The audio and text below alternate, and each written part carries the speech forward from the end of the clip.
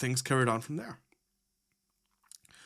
But even if that was the end, and there was an insufficient explanation, of course it would be a hurtful experience, because at the end of the day, you still lost your friend.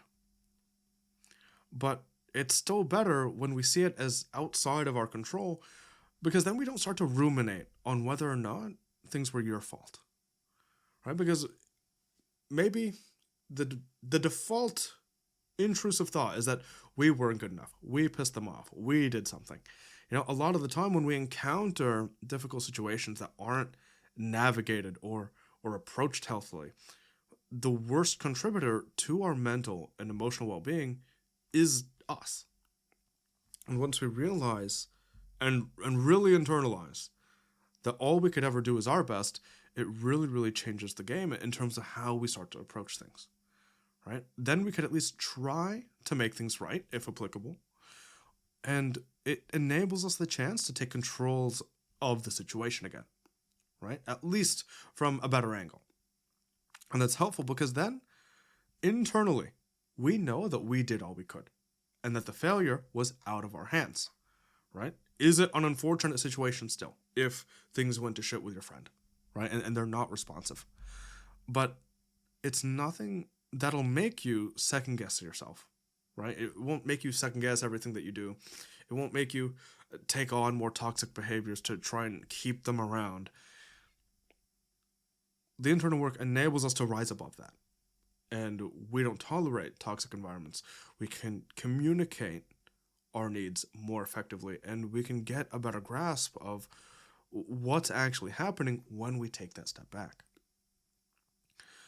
And so although things could still frustrate us, and bad things could certainly still happen, we're not going to be as beat up over it. And this gives us the chance to come back from things way, way quicker. Because that negative sentiment then isn't actually directed towards us, right? And that makes a world of difference in how we're able to process those emotions and make sense of suffering. And when we encounter traumatic experiences, we don't really take anything personally then. Because it's either very black and white, within our control, and we did whatever we could, or it's not. And that's where it ends. So the likelihood of having a decent life kind of skyrockets because now we're not trying to take responsibility for things that don't even involve us. And then we stop ruminating, and now when we start to focus more on the internals and what we could do, we take responsibility over the things that we should, and our life improves. Or at least our mentality first improves.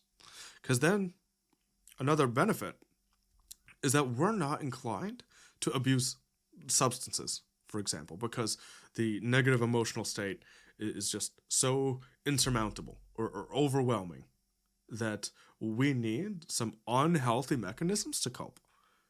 So even if you've conceptualized the 4 levels of happiness and how you should, not go all in on level 1 or 2, for example, the internal work really helps us to be resilient on that journey, right? And it really, really helps us on our path to get there.